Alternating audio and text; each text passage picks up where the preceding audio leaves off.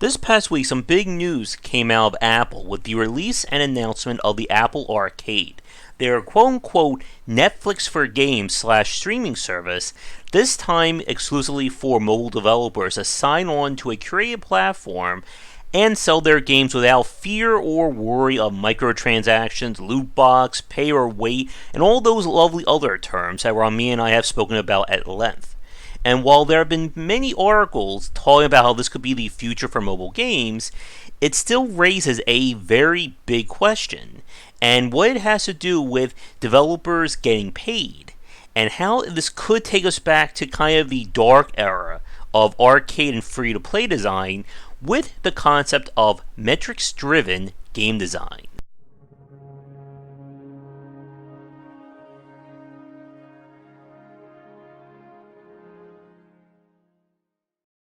Unfortunately, we don't have any footage of arcade games yet on the channel, so the footage you're seeing up there is from Final Fight 3, the Super Nintendo version. But it, along with the beat-em-up genre, was a major part of the arcade industry. And the arcade development was a very unique period when it comes to game design and building a title, because they always had to balance the idea of making a great game versus making one that had to earn money.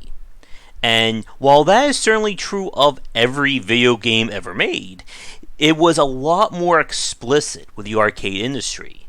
The best-selling arcade games, or the ones that were the most profitable, had to be a great game in its own right, but still had to bring in the quarters, dollars, and whatever other currencies you can think of per minute. And this is where this term of metrics-driven game design kind of first took shape. This was the idea of designing a game essentially down to the very second in terms of making sure the player gets enjoyment, but not too much enjoyment that they'll be able to play through the entire game. So it had to earn money, but not earn too much money, as in just every 5 seconds the player has to put a quarter in. And this led to a lot of arcade design, or being the major framework behind arcade games from the 70s all the way into probably today, when there's still a few here and there. And this was a very troublesome time in terms of trying to compete with the console market. Because when you're designing an arcade game, we saw this with plenty of titles which had unusual difficulty spikes, elements that were purposely left to be hard or punishing to a player to get them to lose their lives and aka put another quarter in. In the beat-em-up genre in particular, there are many examples of this kind of metrics-driven design at play. You had bosses who could essentially interrupt your animations or your attacks when they got up, or that if you attacked them, they would immediately counterattack with no way of avoiding it, unless of course you did the very famous infinite, just kept jump kicking back and forth.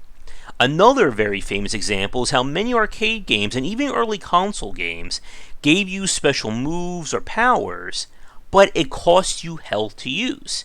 So you lost your health, made you easier to die, you put another quarter in.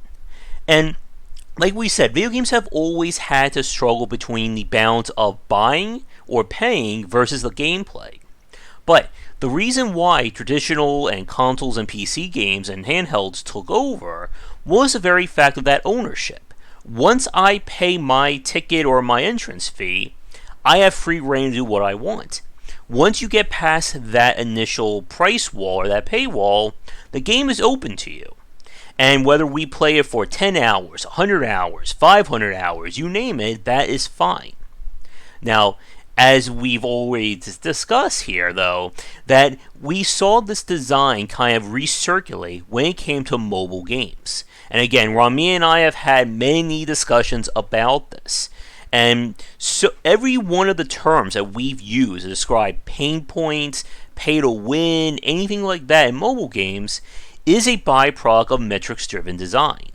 And it's very important to understand that this is not done stupidly or haphazardly. This is done incredibly calculated to figure out just how much to essentially give the player the rope before you kind of take it away from them or the carrot on the end of the stick. And it works. There is no denying that metrics-driven design works in terms of getting people to play and pay money, as evident with the number of whales, the amount of money big-name mobile games have brought in, and of course, let's not forget the EA, 2K, Activision's of loot boxes, and all those other crazy scenarios that I'm sure a few of you are making those kinds of jokes right now in the comments below. But the reason why we're talking about metrics-driven design today, again, has to do with the Apple Arcade. Now, like we said in the first part, I'm not sure why we're getting like I think my lights are kind of going in and out there. But the Apple Arcade is their way of providing a curated platform for mobile games who don't want in-app purchases, microtransactions, again, all the nasty stuff that we've rallied against. And on paper, this sounds great. But there's a catch. And like we said at the beginning, that is, how do you get paid to be on the Apple Arcade? And finding that information is actually very hard. I tried to go onto their website, and the only way for me to see that is to sign on and prove that I am a game developer. Which maybe we'll do that at some point. Maybe that'll be another goal for our Patreon Super Chats. But from what people have been showing and kind of using leaked images or scans of screens on Twitter, is that they go by the metric of the amount of time spent playing as a way to determine how much you get paid as a developer. Because it's important to understand that the Apple Arcade is a subscription service. I think it's $5 a month, and you have access to whatever games are available. Again, it's very similar to stuff like the Games Pass, Play Jump, or Jump that we've talked about in the past. And again, this whole idea of a Netflix for games. And on paper, that sounds reasonable. Okay, if somebody plays my game for 10 hours, I'll get a greater share than somebody who only played their game for 20 minutes. But as I'm sure a lot of you are thinking right now, this does come with some major caveats. And why we've been seeing this idea or this resurgence of metrics-driven design. And that is whenever you set limits or any kind of metric, again, on how somebody can play a game, spend money on a game, or as I'm sure a few of you have thought of already, refund a game, this becomes a major conversation about your title. Again, if you want to make a game and hopefully guarantee that people are going to buy in on money, if you're trying to release that on Steam these days, it is very detrimental to release a game that has less than 2 hours of gameplay. And again, the reason is very obvious. That's the metric for a Steam refund. Steam will pretty much gladly refund any game or any purchase that you've played as long as you don't safely go over 2 hours, maybe 2 hours and 20 minutes. Again, the exact number is very much kept private. But if you're working on a very emotionally driven, narrative-focused game that maybe only has 50 minutes of story, people can very much buy that game regardless of their price, play it all the way through, and then refund it. And again, it's important to clarify that not everybody is going to do this, but it's still very much that cynic take on things. And when you have these metrics in play, like we said, it then forces you to think differently about your design. And with something like the Apple Arcade, again, metrics-driven design, or metrics-driven gameplay, this can come back to bite consumers in the short run and developers in the long run with how their games have to abide by these metrics.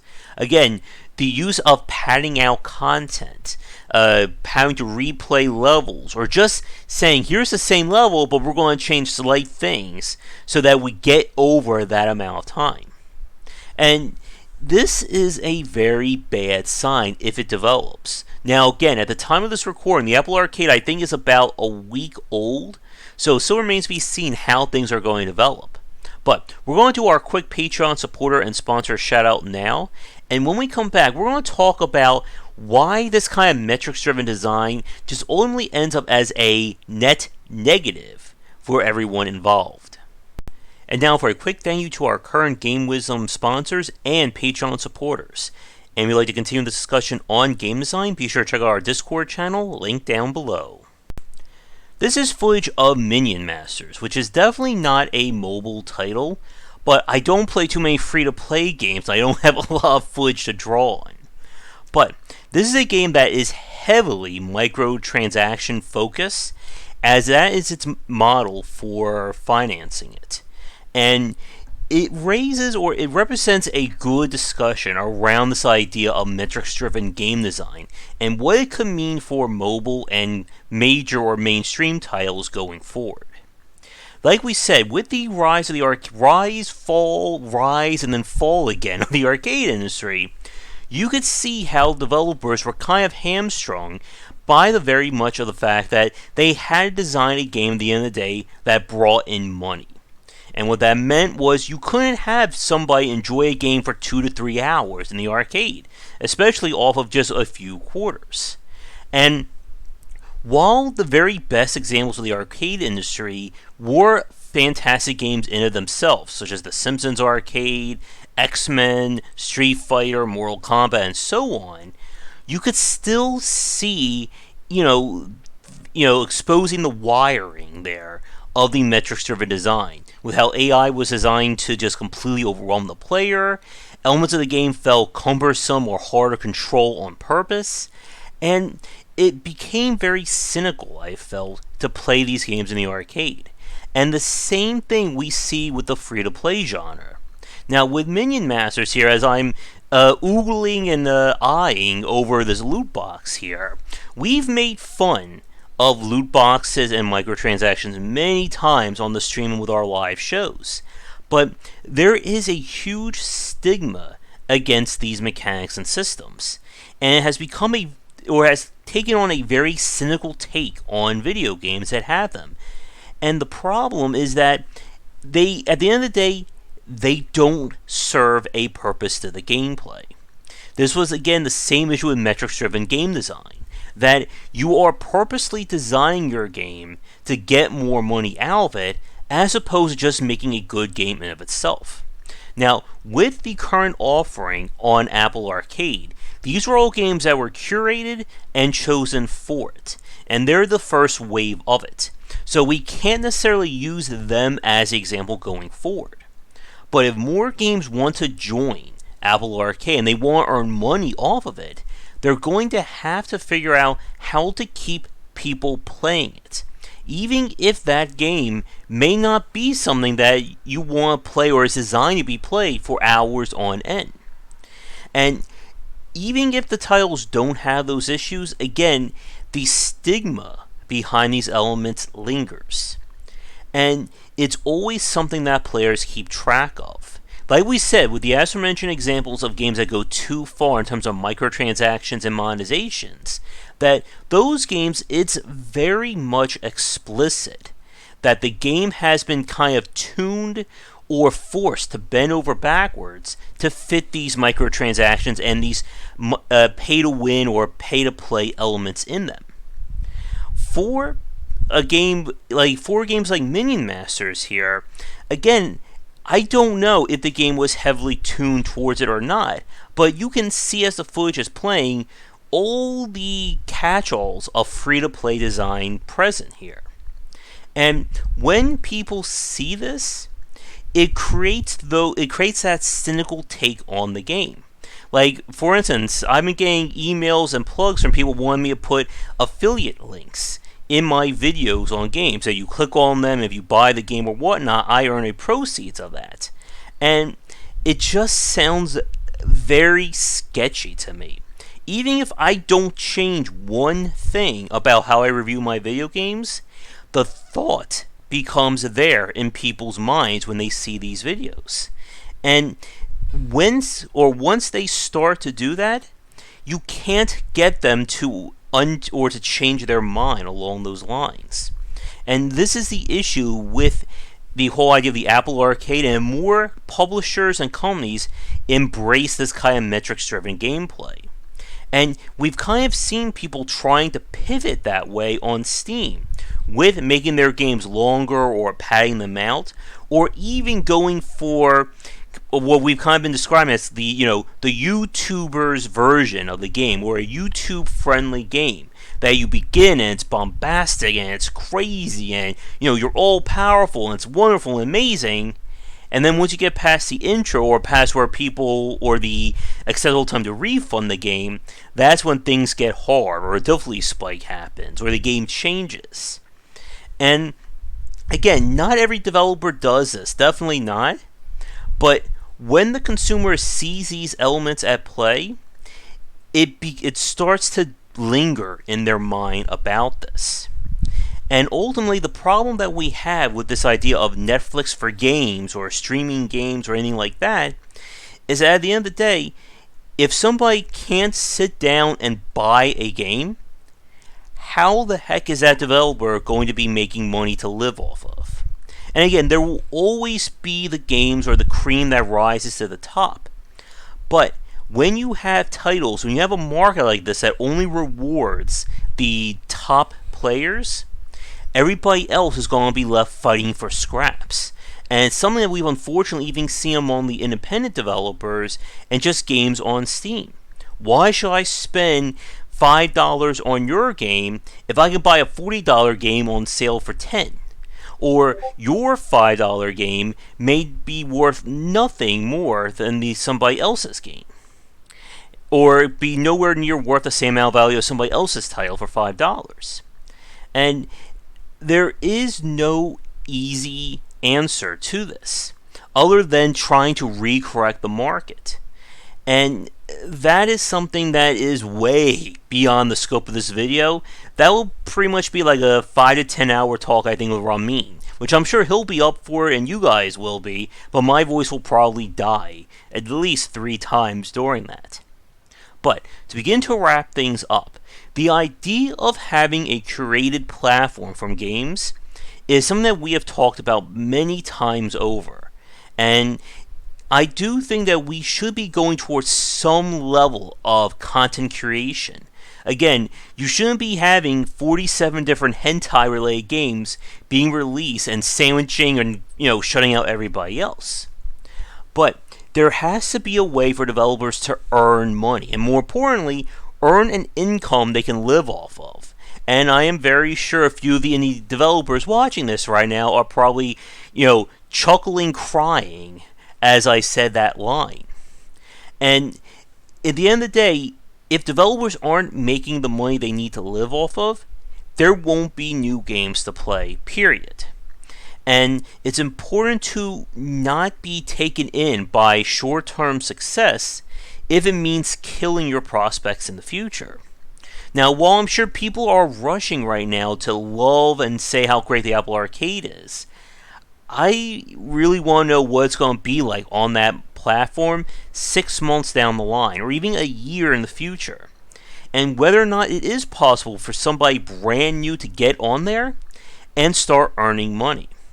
Also, as an aside, I'm curious, for anyone who's been looking this up, have there been any hard numbers released for games that have been released officially on like the Xbox Games Pass for free, as long as you have access to that, as well as their retail offering? I know Sea of Thieves did that. I think Gears of War 5 did that as well. And I'm just curious to see if those games are selling well. Not that there's a lot of people playing. That, again, is its own metric. But whether or not that game is bringing in the revenue that it needs. If anyone who has, $15, whatever the monthly subscription is, can play it for free. And again, these are some very hard questions that if we don't have answers to, the market is going to be a very or even harsher place for developers. But thank you so much for watching today's video. Be sure to check back for daily discussions on game design here and on Game Wisdom, where he's in the art and science of games.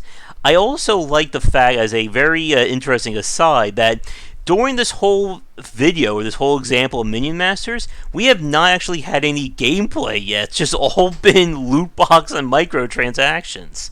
But thank you so much for watching this video. Come back for daily discussions on game design here and on Game Wisdom, where he's in the art and science of games. Until next time, have a great night.